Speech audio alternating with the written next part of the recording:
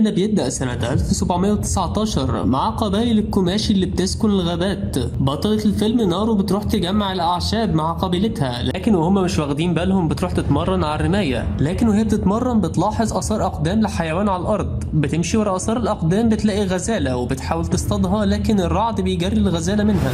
نارو ما بتستسلمش وبتكمل مطاردتها وبتحدفها بالفاس، لكن الفاس بيجي في الشجرة. نارو بتحاول تشد الفاس من الشجرة، وفي الأثناء دي الكلب ساري بيفضل يجري ورا الغزالة، لكن ديله بيقع في فخ دببة، واللي بيضطر نارو تسيبها من الغزالة وتبدأ تفك الكلب بتاعها وتعالجه بالأعشاب. وبتلاحظ كمان إن فخ الدببة ده حاجة أول مرة تشوفها، وفجأة بتسمع صوت الرعد، بتبص في السماء بتلاقي شكلها متغير وفي جسم بيقع منها، وبتفتكر إن ده طائر الرعد الأسطوري، وبتاخدها كأنها علامة على إن هي تبدأ طريقها في الصيد. فبتروح لأخوها تابي وبتقوله المرة الجاية اللي تكونوا رايحين تصطادوا فيها خدوني معاكم، وبيبان عليه علامات التردد، لكن في الآخر بيوافق.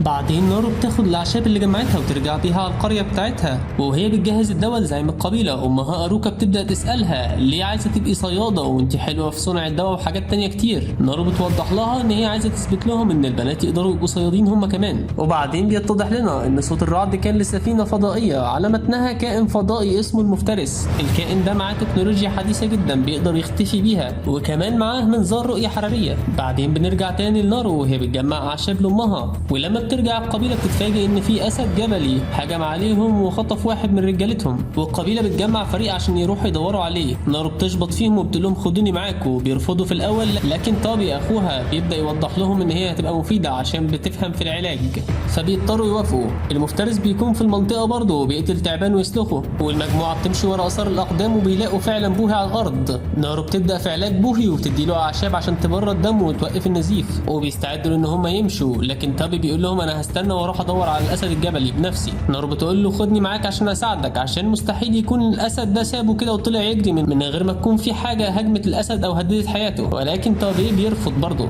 لكن وهم راجعين للقبيله نارو بتلاحظ اثار اقدام كبيره قوي، وبتلاحظ كمان ان في تعبان حد قتله. بتقول لهم انا هرجع لتابي، وبيبعتوا معاها واحد اسمه باكي ويروحوا هم، وفعلا بيروحوا لتابي، وطابي بيقول لهم وانا بصطاد الاسد ده هنستعمل خطه نارو، وبيقول لها انا اهو هديكي الفرصه اللي كنت عايزاها. طابي بيبدا يجهز الطعم على الارض زي ما قالت له، وهما بيطلعوا على الشجره. الاسد الجبلي بيشوفهم على الشجره وبيهاجم باكو ويقتله. بعدين بيحاول يهاجم نارو، لكنها بتدافع عن نفسها بالرمح اللي معاها، ولكن بتفقد تركيزها من صوت الرعد، واللي بيخلي الاسد يهاجمها ويوقعها من على الشجره وبيغمى عليها. وما بتفوقش غير وهي في القبيله، وبيتضح ان طابي رجعها للقبيله واصطاد الاسد بنفسه. وامها بتبدا تقول لها كفايه صيد بقى، اشتغلي في الدواء والعلاج، انت كويسه فيهم. نارو بتروح تكلم طابي وبتوضح له ان في حاجه لسه في الغابه وهي عايزه تروح وتصطادها، لكن طابي بيرفض وبيقول لها انت خدتي فرصتك خلاص وضيعتيها، وانا اصطدت الاسد بنفسي. نارو طبعا بتعصى كلامهم، وتاني يوم الصبح بتروح تصطاد عادي خالص، وبتحاول تدور على المفترس اللي بتلاقي له اثار على الارض زي دم اخضر وغيره. وبيكون فعلا المفترس في منطقه قريبه وبيصطاد ذئب، وبياخد الجمجمه بتاعته ويعمل منها ماسك.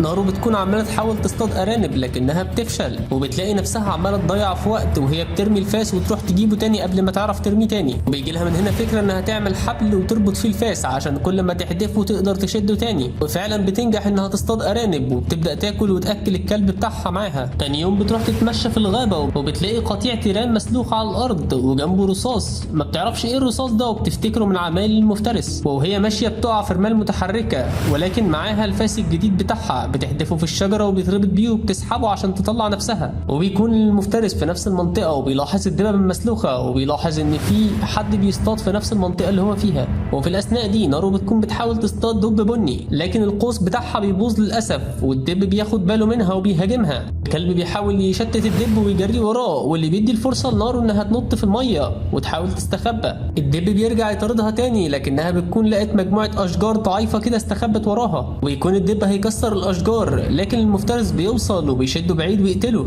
ودم الدب بيقع على المفترس، واللي بيظهر شكله لنارو وبيبقى شكله مخيف، ونارو بتنط في الميه وتطلع تجري. المفترس بيشوفها بس بيلاحظ ان هي ما بتشكلش اي خطر، فبيسيبها تمشي. وبعد ما تطلع على الشط بتلاقي مجموعه من قبيلتها بيدوروا عليها، وبيقولها ان طابي عدى النهر وبيدور عليكي الناحيه التانيه. نارو بتحكي لهم قصه الوحش لكن ما بيصدقوهاش. بتحاول تسيبهم وتمشي، لكن وصبي بيحاول يوقفها فبتهاجمه فبيضربها وياخدها عافيه. وهم راجعين للقبيله بيسمعوا اصوات وبيشوف ليزر نشن على صدره مره واحده، وفجاه المفترس بيحدفه باسهم وهو مختفي، وبقيه الجماعه بيستنوا لحد ما يقرب عشان يضربوه بسهم وبيخلوا شكله يظهر.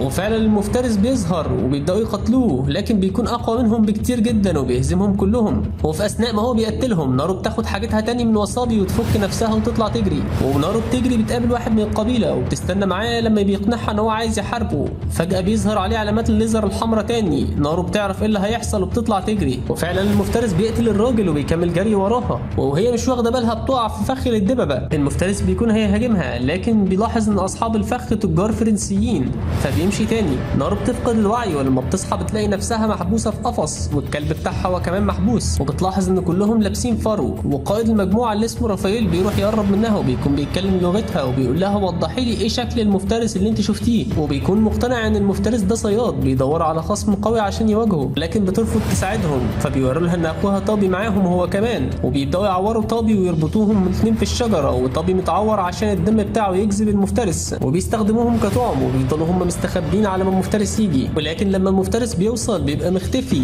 وبيبدا يهاجم الجماعه الفرنسيين يقتلهم واحد ورا الثاني. ونارو بتوضح لطابي ان المفترس مش مهتم بالرهاين، وان هو ما بيدورش على انه يقتل الناس الضعيفه، وان هو سابها كذا مره تعيش عشان ما كانش شايفها كتهديد ليه. طابي بيبدا يعترف لها بالحقيقه، وان السبب اللي خلاه يقدر يمسك الاسد ان هو مشي ورا خطتها لحد الاخر. وهما بيتكلموا بيسمعوا صوت المفترس متعصب وعمال يزقر بصوت عالي. بيبصوا يلاقوه وقع في فخ الدببه، ولكن بيفك نفسه من الفخ في ثواني، وبيكمل تدبيح فيهم، وبيكون معاه اسلحه مضاده للرصاص. وفي الاثناء دي جزء من الفخ المكسور بيروح جنب نارو اللي بتستخدمه عشان تحرر نفسها وطابي، وبيقوم طابي يدور على حصينه عشان يهربوا عليها، وهي بتروح عشان تحرر ساري الكلب بتاعها. ولما بتروح المخيم بتاعهم بيكونوا هيقتلوا ساري، فبتنط بسرعه وتنقذه وتقتلهم كلهم. وبعدين بتلاقي ساري وتحرره وهي بتحط العلاج على رجلها. بيظهر لها رافائيل وبيكون هيموت، وبيقول لها انا هبدل معاكي السلاح بتاعي باي دواء بس عالجيلي رجلي. نارو بتوافق وبتستخدم الدواء اللي معاها عشان تعالج رجله، وبتحتفظ كمان بجزء السلاح اللي كان في رجله من اسلحه المفترس. وفي الاثناء دي المفترس بيعالج رجله هو كمان. بعد كده بيروح المخيم